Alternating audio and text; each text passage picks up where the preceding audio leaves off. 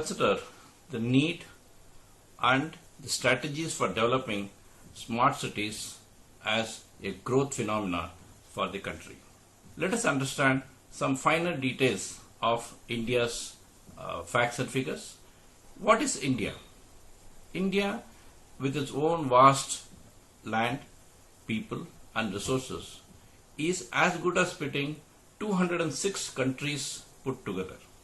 With a land area in excess of 2.9 million square kilometers and with water area of almost 36 lakh square kilometers and with a coastline of 7,500 kilometers and almost equal border areas, it has a huge potential to grow. What is the need for smart cities? Let us understand the division of India. India has got 29 states, 7 union territories, it has got 650 districts, and it has got almost 68 cities.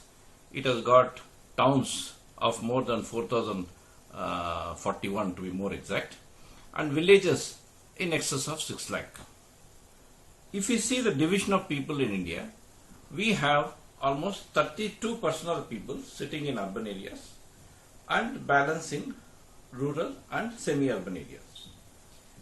There is a huge drift of people from rural to urban, which necessitates to rethink the way we can plan the urban areas. These cities which are there need to be absolutely revamped. By revamping the existing cities, it will get more populated. Then the cities will find itself on a collapsing level. So the smart cities, whatever we are contemplating, has to be built on the rural or near city areas, so that city itself doesn't get overpopulated. But it has to go down to the last village level. The village itself has to be a smart village, so that the migration is not permanent and totally unabated. So how do we do this? Whereas a typical smart city should consist of 1 million, 2 million, 3 million, in that range. It should not be in any excess of 5 million and 10 million. Because there is a natural collapse which happens, because once all the other systems, everything when it has to be distributed over a large people, it comes to an automated collapse level. So once we have overall qualified the need, then comes the funding aspect. Each smart city would require huge amount of funds. Huge means in the range of tens of thousands of crores, because everything costs money.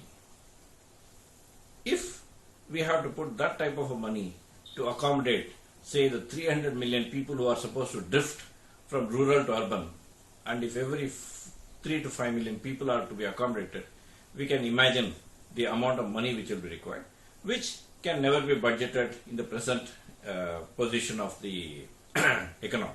So we are bringing in a unique concept which is called secured governance.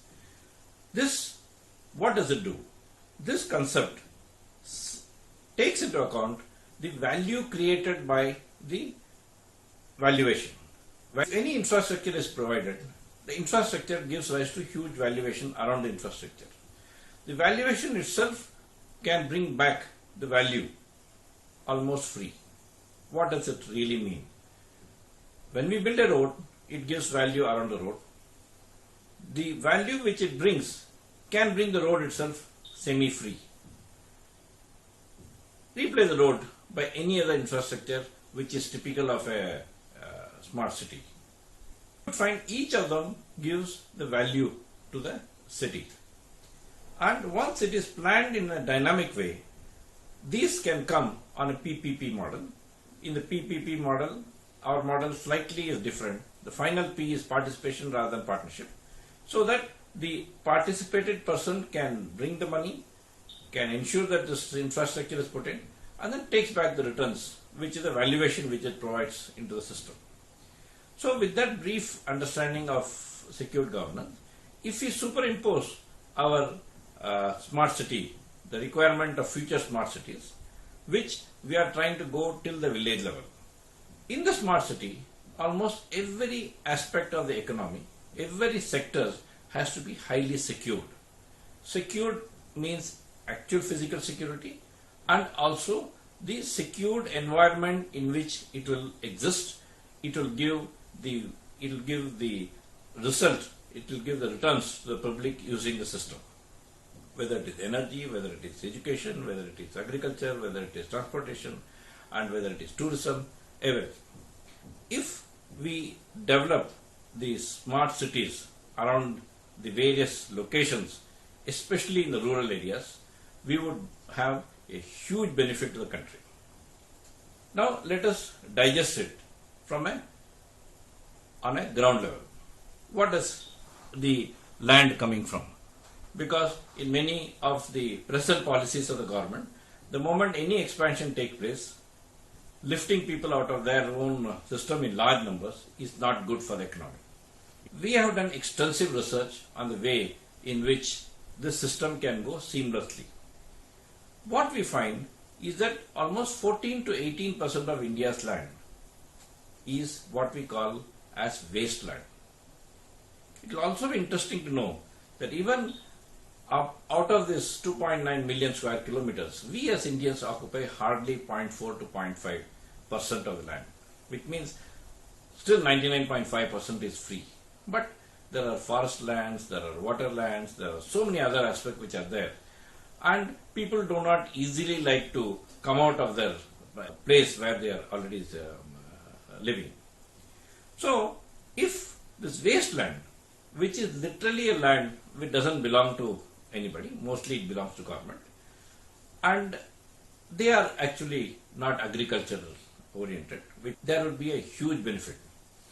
And even if you have to build 500 smart cities, out of this 14 to 17% wasteland which is available, hardly 1% of it will go for making the smart cities. That means land is available. Water. What is the story of the water? India has got almost 18,000 kilometers of river and almost 1,18,000 to 20,000 kilometers of water around canals and so on and so forth. We Indians use almost 62 cubic kilometers per year for the population which is there, and the fresh water available is almost 1,150 cubic kilometers per year. That means we have water, potable water, almost 20 times more than what we really consume.